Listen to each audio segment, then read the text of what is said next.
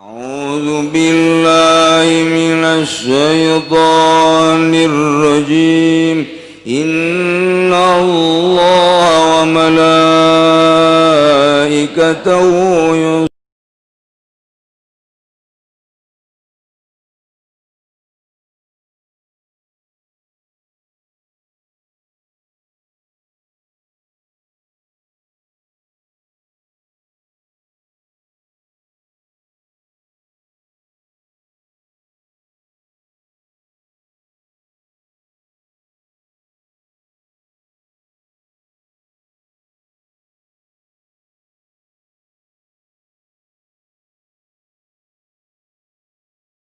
Satu ketika Kangjeng Nabi Sulaiman alaihi salam kercalik nuju calik dina kursi kebesaran nguping suara nu ka kupingna, aduh berat amat,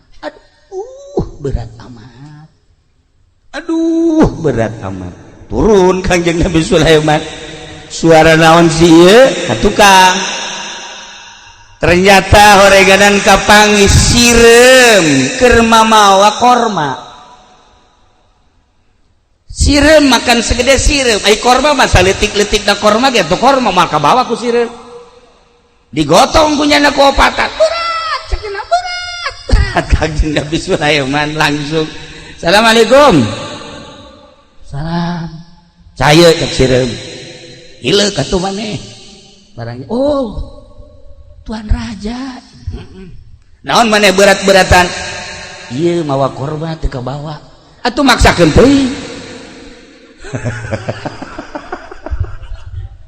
Bawa mah nu kabawa bae atuh sireum, cek Kangjeng Nabi Sulaiman. Ulah mamawa nu teu kabawa cilaka maneh. Hampura, kula ge nyaho cek sireum teh. Apal bisa cuman lantaran ieu mah korma pamere ti Gusti Allah. Menghargai Gusti Allah. Oh, masya Allah, cek Kangjeng Nabi Sulaiman. Wah tuh, mun cacak lain ti Gusti Allah, mau dibawa kuku lagi. Lantaran ti Gusti Allah dibawa. Ih hebat maneh. Sakitulah pengalaman abdi cak sireum. Jadi Kangjeng Nabi Sulaiman mah paham bahasa makhluk Allah, bahasa iblis, bahasa setan, bahasa jurig, bahasa hewan-hewan, termasuk bahasa-bahasa arwah-arwah nu geus mararaot. Paham Kangjeng Nabi Sulaiman. Masya Allah karim. Lamun urang nyaritakeun tentang para arwah, bacaan geura sejarah Kangjeng Nabi Sulaiman, bacaan sejarah Kangjeng Nabi Ayub alaihi salam, belah dieuna bacaan sejarah Kangjeng Nabi Isa alaihi salam, geus puguh Kangjeng Nabi urang, Kangjeng Nabi Muhammad sallallahu alaihi wasallam. Kangjeng Nabi Sulaiman dibawa ke mana ke tempat. Ayo bawa ke opatan. Datanglah ke tempatna. Cek Kangjeng Nabi Sulaiman, ieu korma segede kieu di dahar bakalna beakna sabaraha poe, bulan atau tahun? Can pernah nggak dahar korma segede kieu. Janu geus mah paling ge sangu. Paling ge bubuahan ge lah urut si kolot dahar ngeklek eta kukula mah dibawa teh paling sapoe 2 poe 3 poe seep. Ari ieu mah segede kieu wallahu a'lam beureun sabulan atau 2 bulan kumaha seepna we mah tungguan di dieu bawakeun ku Kangjeng Nabi Sulaiman korma hiji gede beulah plek diasupkeun ka botol. Maneh opatan tah kuari mah ieu diasupkeun ka botol. Na ieu korma ieu daharan ku maneh sok geus saseepna. Engke mun beak bade jadi ka kaula. Beak sabulan, beak 2 bulan, beak setahun, geus maneh teu kudu usaha, dibere deui. Nuhun cek sireum. Nuhun. Asupkeun ka botol. Langsung nyana cara ricik opatan di botol. Teu di dahar ngan diisep setik bade mana lapar. Henteu lapar mah teu di dahar, asal lapar setik disesep. Geus sabulan ditinggali ku Kangjeng Nabi Sulaiman. Kok teu robah sih? masih utuh keneh baik tigali deui ku Kanjeng Nabi Sulaiman teh sebulan kemudian 2 bulan 3 jauhan teu robah-robah geus 3 bulan. Nah ditanya ku Kanjeng Nabi Sulaiman, "Sireuh hari ieu korma ti aing kok teu robah sih?" Hampura Tuan Raja, kula teu wani ngadahar. Pan ai korma nu kamari mah ku kula didahar. Ai ieu moal didahar. Naon bedana? Ari korma nu itu mah meunang ngadoa ti Gusti Allah kula usaha dibere ku Gusti Allah pamere Gusti Allah. Nikmat luar biasa. Ari ieu mah ti anjeun lantaran anjeun sanajan raja tur nabi rasul deui tetep makhluk. Kayakinan kula mah lain ka makhluk jaka Gusti Allah.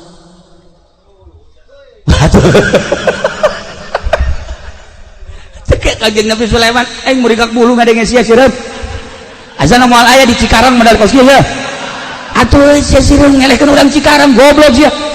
Komo Haji Pendi mah dilihat ku sia ieu. Masya Allah sireup. Hampura jak sireup kula teu pernah bergantung ka makhluk lantaran lamun kula bergantung ka makhluk ieu korma ku kula didahar di mana sae pula neangan di Tuan Raja hati cekna teu hayang-hayang teh. Sebab sagede Tuan Raja Nabi Rasul sugih dibandingkeun jeung kakayaan Gusti Allah. Nanaonan mun jadi ngarekan aing. Kanjeng Nabi Sulaiman teu kira-kira sia. Hampura jak sireup teh Rasul mah Rasul bae. Rasul manitah ge ngembangkeun agama. Adapun titah ngarizkian makhluk moal kuat. Adapun kita beberean moal kuat. Sebab naon? Sebab aya hiji bahasa nu lemah moal kuat ngalawan nu kuat. Nu lemah moal bisa ngalawan anu kuat. Sagagah-gagahna makhluk bandingkeun jeung kakuatan Gusti Allah lemah nanaonna.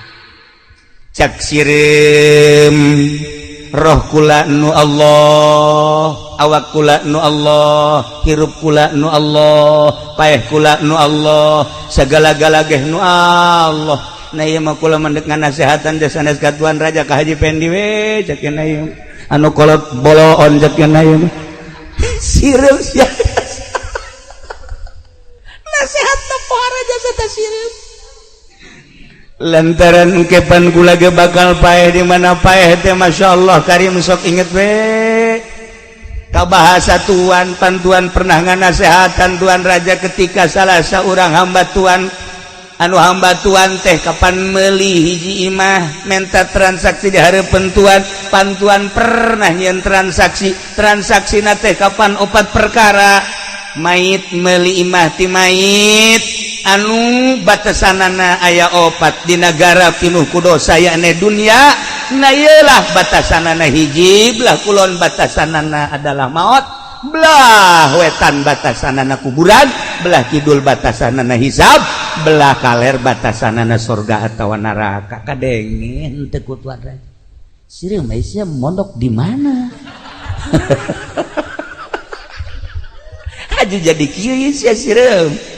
Hampura kula sok ngadengikeun pengajian di kiai-kiai anu asli maka kula langsung ngasupkeun ilmu ka jero dada kula sehingga teu pernah menggantungkeun hirup kula ka makhluk lantaran makhluk mana anu bisa ngalanggengkeun hirup kula rezeki kula jeung sajabana maka kula menggantungkeun diri ka Gusti Allah Subhanahu wa taala.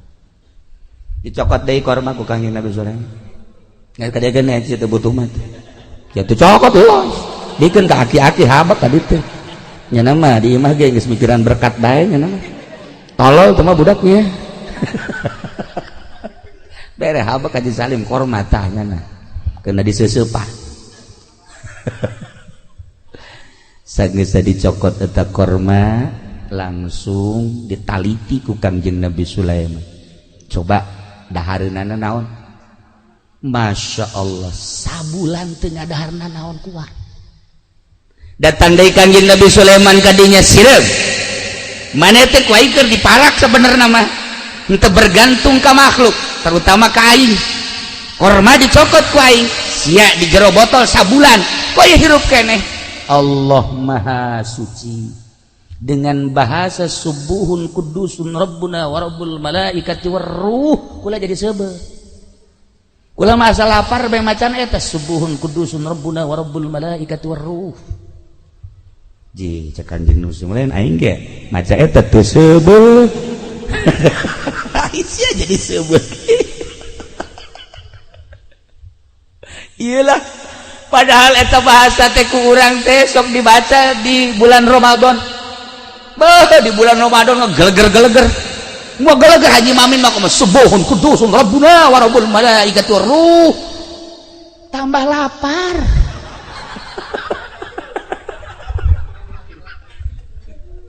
iya kari eta bahasa subuhun kudusun rabbuna wa rabbul malaikati warruh rabbuna wa rabbul malaikat dibaca ku urang pangaruh bahkan meureun tambah lapar tambah gering baca ku para solihin dampakna beda baca ku para aulia Allah dampakna beda komo dibaca ku para nabi-nabi Allah subuhun kudusun rabbuna wa rabbul malaikat lain bahasa letik-letik subuhun maha suci Allah kudusun maha bersih Allah rabbuna pangeran abdi sadaya wa rabbul malaikat jeung pangeran para malaikat waruh jeung pangeran ruh bahkan ruh di manaan ku malaikat Jibril sakapeung waktu tah eta bahasa eta di mana-mana jelema endeu tapa ka gunung ku guru diberena eta babacaanna subuhun kudusun rabbuna wa rabbul malaikati Syekh Zainuddin nu aya di Madura nu 3 tahun teu dahar teu nginum datang ka dibeulit ku akar babacaanna subuhun kudusun rabbuna wa rabbul malaikati war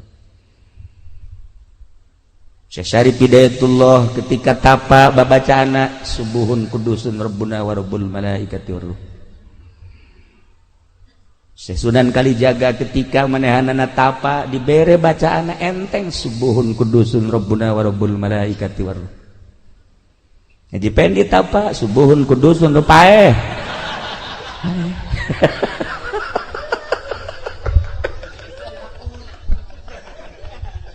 mun teu katulungan mah atuh kuari geges isdet untung ngatulungan babacaanna eta-eta keneh tapi kok jadi barareda orang tergantung makom-makomna roh orenganan beda di Tangerang ka dieu Haji Mamin rohna hampir lesu lamun teu pake nginum di rest area rohna teh geus kicep bae mun teu ngopi atuh Haji Pedi mah di rest area Masya Allah eta mah tahu nyaman teu neangan anu haneut nu ataget terus bae rohna lemah di tahudang ti peuting tahajud Masya Allah roh leuleus luar biasa berat tapi orang lamun nyaritakeun para aulia Allah geus puguh para mazahibul arba'ah geus puguh para khulafaur rasyidin kabelah diana para kutubul aulia ya Allah ya Rabb lamun urang ningali dina kitab Tambihul Mugtarin aya nu salat sapeuting 1000 rakaat aya 500 rakaat aya nu 100 rakaat aya nu 50 rakaat aya nu 10 rakaat Haji Pendi mah tahajud 2 rakaat ngan 1 rakaat heuai niatna mah rakaataini Allahu Akbar ngan 1 rakaat geus leng-lengan ya aing di gunung apa di darat sih sebenarnya ya Allah ya Rabbi roh orang teu tertata roh orang teh teu tertata nah nu mantak cak Said seorang sahabat naros Abu Ubaidah anu alhamdulillah kaula pernah jeung Haji Salim ka Yordan ziarah ka Abu Ubaidah Masya Allah di Yordan jauh luar biasa datang ka ditu terasa panggih jeung sahabat begitu ngumpulkeun duit jang kuncena birigidik mbung isin cekena mun kula narima duit isin ka sahabat Abu Ubaidah mah anti nya nama kana duit mah nya kudu narima kula ya Allah ya Rabbi bandingkeun coba jeung di Banten ayo coba atau di Karawang Syekh Kuro embungan dibere duit hese mere duit teh di makom Abu Ubaidah hese mere duit kami geus ngumpulkeun duit ya Allah saha nu daekna ye bikin kaya embung sakitu geus lobana eta duit dibikeun di luar ge hampir arembungan isin sahabat mah teu maot ceknya kami ditinggalikeun ku sahabat kami mah hayang urusan sahabat teh hayang dipika cinta we ku sahabat hayang babarengan jaga di akhirat kami mah daratang ka dieu teh ningali nonton muzarah teh ieu teh sarua pada ngadoakeun embung dibere hese dibere duit ya Allah ya Rabb kunaon aya di urang encan jarah geus dikepruk-kepruk oh kepruk kuncen aya ku aya nya naga pernah jadi kuncen eta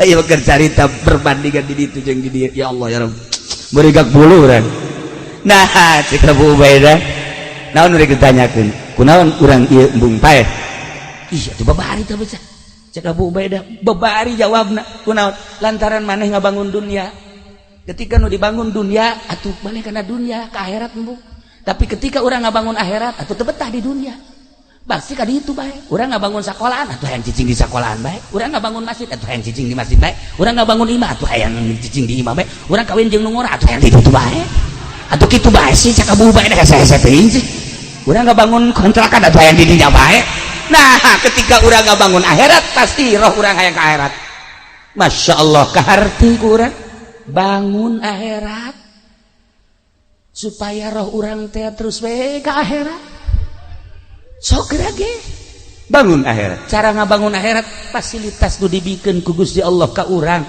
sugih jeung embung-embungan ge aya sugih mah bakal sugih bae sanajan urang merontah yang sugih susah mah susah bae hayu kajen ku kumaha ge aya jelema di modalan baheula dagang 100 juta ku bapana menang 2 bulan utang 100 juta anu kumaha coba hayu bagian sugih mah teu bae aya deui jelema di modalan kukula ieu bae nya aya urang seberang cerik di modalan ngan seukur 500.000 wari geus boga jongkona loba sekian 12 tahun atau 15 tahun ka tukang Masya Allah luar biasa aya geus aya bagian sugih matsugi bae fasilitas nu aya nu dibikeun ka urang segala-galana kudu ditarima sugih nang Allah susah nang Allah sehat nang Allah susah nang Allah gering nang Allah dan lain-lain sebagainya nang Allah kudu tumarima naon pamere Allah fasilitas etalah nu kudu digunakeun pake nyebrang ti dunia ke akhirat sakitu sok gerage mata ketika Kangjeng Nabi Ibrahim alaihi salam diangkat jadi Khalilullah protes kabeh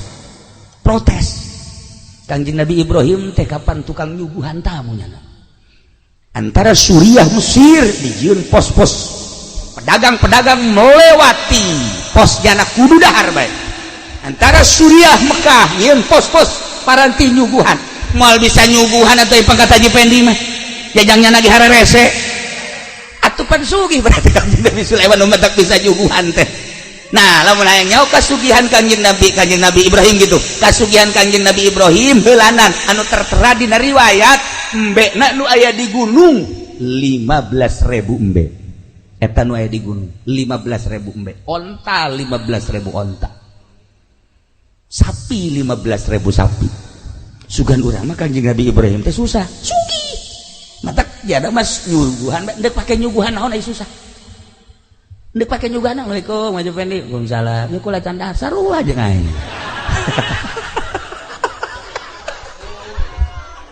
ndek kumaha nyuguhanana tapi lamun ka Haji Salim Assalamualaikum waalaikumsalam nya kula can dahar di dapur sia sadaekna sia jeung piring-piring ngabawa ku sia kan ngeunaheun datang ke Haji he kalau tolol budak datang ke Haji Jari Waalaikumsalam kula can dahar ya dahar ayo sadaekna sia berkat bila perlu balik bungkus ku sia kan ngeunaheun coba ka Haji Pendi Waalaikumsalam can dahar atuh sarua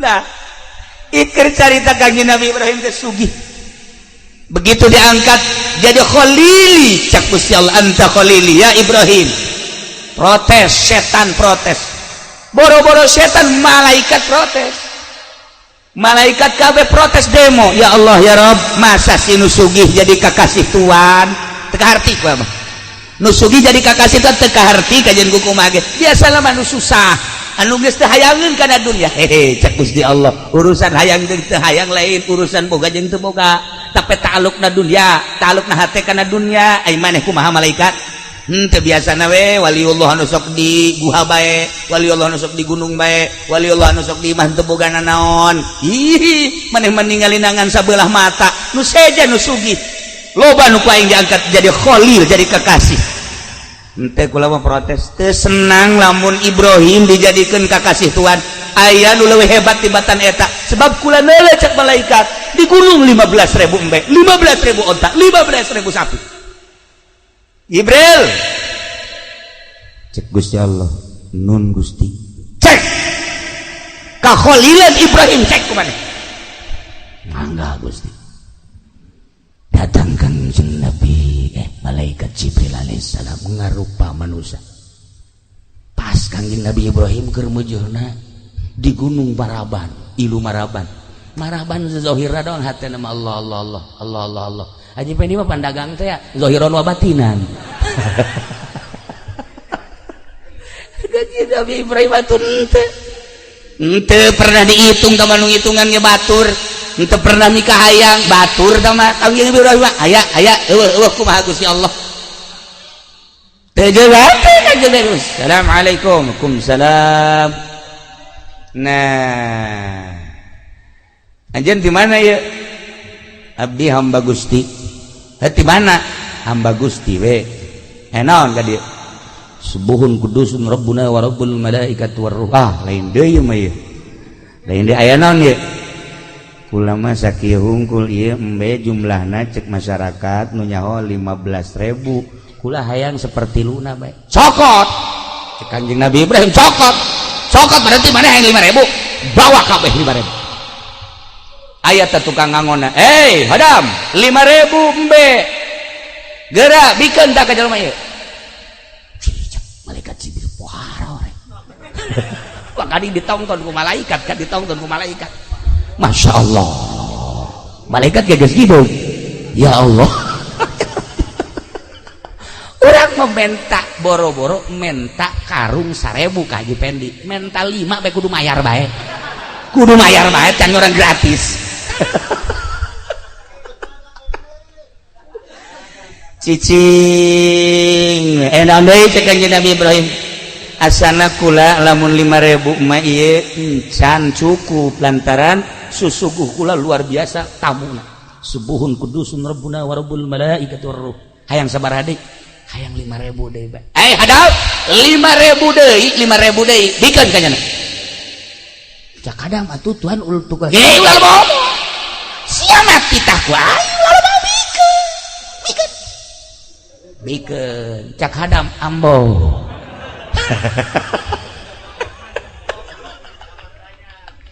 Masya Allah can balik keneh bae masih kurang aya naon deui cek Kanjeng Nabi Ibrahim asana kurang keneh ieu kula sabaraha deui mun 5.000 deui beakeun kabeh hadam beakeun kabeh na ieu 15.000 cak batur na ieu mah geus bikeun kanyana jeung maneh-manehna jang ngangon los ka ditu kabeh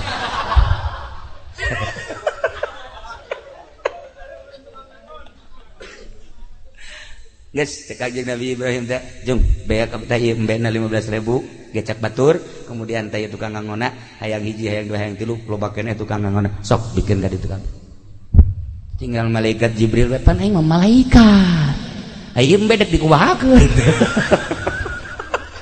aing badahar tilok gajual embung aduh deuk wae dijurukeun ku Kanjeng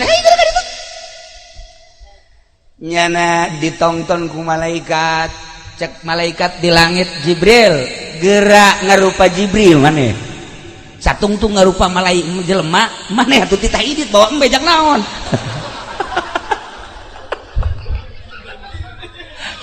oke cek malaikat Jibril aing neuk mau embe ka mana aya geus dah ngarupa langsung set subuhun kudus eta bahasana bahasa subuhun mentak lain lalagaan eta wiridan teh mantak lamun dipake ku urang bahasa malaikat Jibril eta subuhun kudusun dibaca ku urang Masya Allah karim loba anu geus kataekan naik mobil ya lamun ku urang dibaca subuhun kudusun rabbuna wa rabbul malaikati war ruh dibaca terus bisa jadi cepet Ieu mah kula mah kamari betah mudik ieu jeung Pak Haji Salim ye. Kula lalaunan maca padahal mah teu dihusu-husu henteu. Henteu. Tuh, saya teh mah bohong sia mah. Sok aja turuti tolong. Ya nage hareranan barang datang ke Garut nasa sih. Ke Garut cuma 2 jam, aneh. Nah, itu teh dicoba padahal man teh dihusu-husu ngan inget bae ka Abah almarhum. Jadian bae. Subuhun kudusun Rabbuna wa Rabbul malaikat subuhun kudus. Masyaallah. Set dipikir-pikir deureun bae di rest area kebal jasa di rest area. Jah Haji Maminah yang ngabasoh heula. Nya mah rohna lemah jasa. Sarua aja Haji Pendi pohara tah mah mun teu dibasohan teu datang ka Garut. Tapi sakitu lilana saja melalui kok masih cepat baik. Nah ieu bahasa malaikat Jibril. Subuhun kudusun Rabbuna wa Rabbul malaikat wa ruh. Nyana langsung ngarupa malaikat kaget Kanjeng Nabi. Mana anta? Anjeun sebenarnya saha?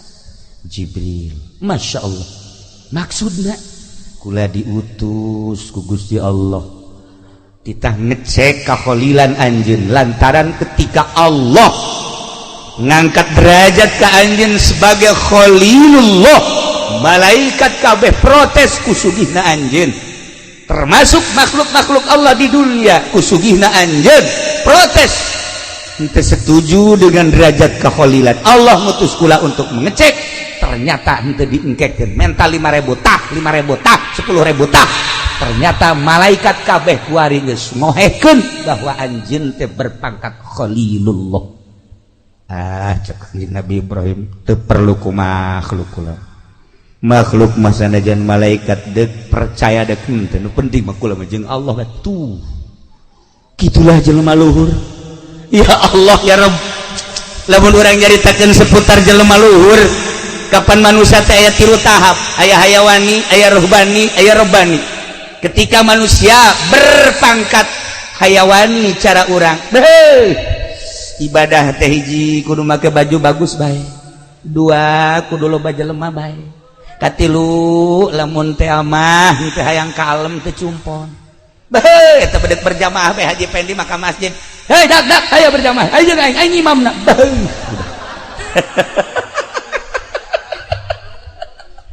iyalah eta ibadah nu pangkat hayawan. Ieu mah diragukeun asup sorgana nu kos kieu mah. Nomor kedua berpangkat ruhbani. Ieu mah geus naek ka pangkat sholihin ruhbaniyah. Nya nama loba jelema sakitu sepi sakitu. Baju bagus sakitu, baju goreng sakitu, seubeuh sakitu, lapar sakitu. Iyalah disebut da pangkat sholihin. Wah istimewa ya marohbani. Nomor katilu mah Rabbani. Rabbani mah malaikat di neraka neangannya anak teu kapanggih. Malaikat Zabaniyah neangan manehanana teu kapanggih. Terus we malaikat neangan saha maneh? Ieu pulan anu Rabbani teu kapanggih jeung di nerakakeun hese. Usul malaikat Zabaniyah ka malaikat Ridwan. Ridwan, aya henteu pulan.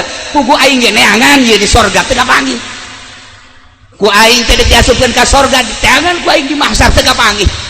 Ahli neraka malaikat neangannyana teu kapanggih, ahli sorga asli sorga malaikat Ridwan neangannyana teu kapanggih. Di mana ka si jelema? Usulnya lah ka Gusti Allah, ya Allah ya Rabb, ieu catetanana geus aya di dieu tah jelema mah. Tapi ieu di neraka eueuh di sorga eueuh, di mana ayana? Hehe, cek Gusti Allah panjenengan mah pangkat teh Rabbani, atuh kumaha aing bae sia. Urusan ada tuh main bae. Etan matak ayo di Jakarta toko Rabbani cangcut malulu.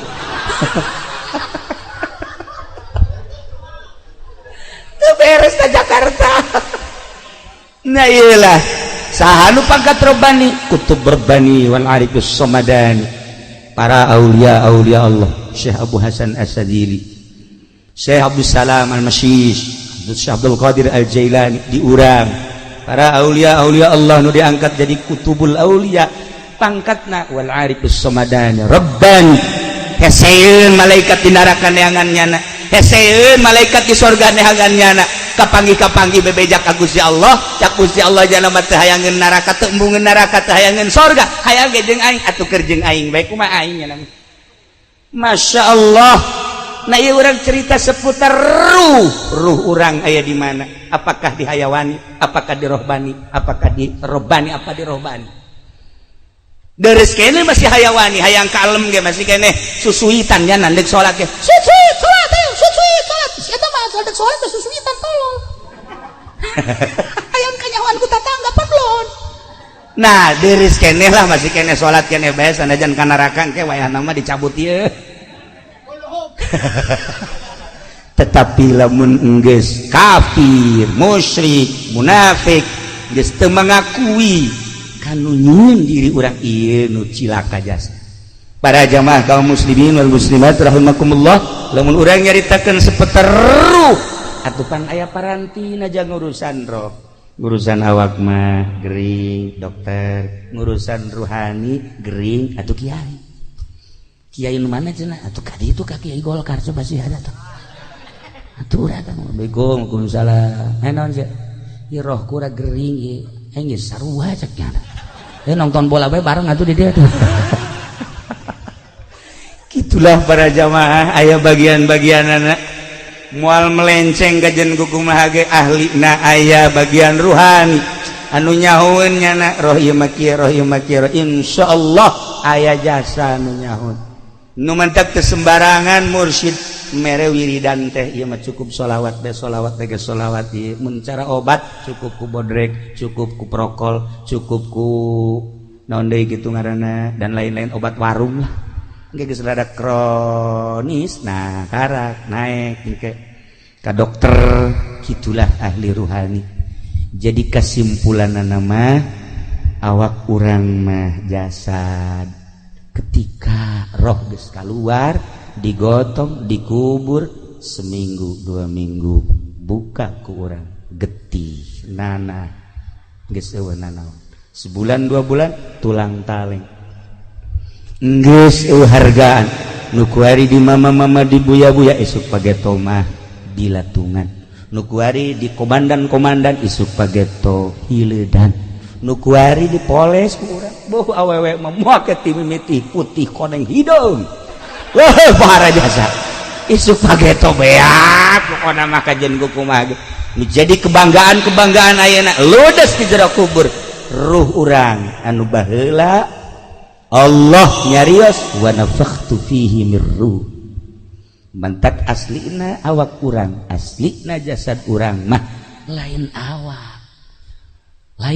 wa amma haqiqatuka fahiya mutawariyatun khalfal izdiwaj panjang mun urang nyaritakeun ruh jeung di diri urang aya ruh bakal nikmat urang menyaritakeun ruh bakal nyaho urang ka makom manusia anu boga makom boga hal pangkat-pangkat manusia katropong ku ahlina urang mangan sakadar nyaritakeun tur paling geh urang mangan sakadar cinta ka ahli Allah subhanahu wa ta'ala wa adnan nasib at-tasdiq wa taslim panghandapna bagian kewalian tentang ruhani geus bae urang mah pasrah jeung percaya sebab naon urang nyaritakeun tentang zuhud nyaritakeun tentang riyadhah nyaritakeun tentang mujahadah ngan sakadar di bibir ngalaksanakeunna mah hesena luar biasa mun tadi dicaritakeun seputar sireum urusanana zuhud seputar Kangjeng Nabi Ibrahim urusanana zuhud urang menyaritakeun Kangjeng Nabi urang kazuhudanana muringgak bulu ketika seluruh batu nu aya di Mekah seluruh batu nu aya di Madinah wakila seluruh batu nu aya di jalan-jalan cai Gusti Allah dek dijadikeun mutiara sok keur anjeun Muhammad Kangjeng Nabi Muhammad ngalengis teu hayang abdi mah mutiara hayang ge abdi mah caket sareng Gusti bae umat abdi ge ulah dibere nu kos kararitu cukup deket jeung Gusti dunia nu bakal ditinggalkeun eueuh hartina dibandingkeun jeung akhirat sakitu Gusti Allah teh geus urang kuari mah tumariman mah naon pamere Gusti Allah keur sugihna pake ka akhirat susahna pake ka akhirat sehatna pake ka akhirat geringna pake ka akhirat ilmu pake ka akhirat derajat pake ka akhirat pikiran pake ka akhirat wawasan pake ka akhirat bangunlah akhirat abeh urang ketika ditawaran akhirat henteu mugen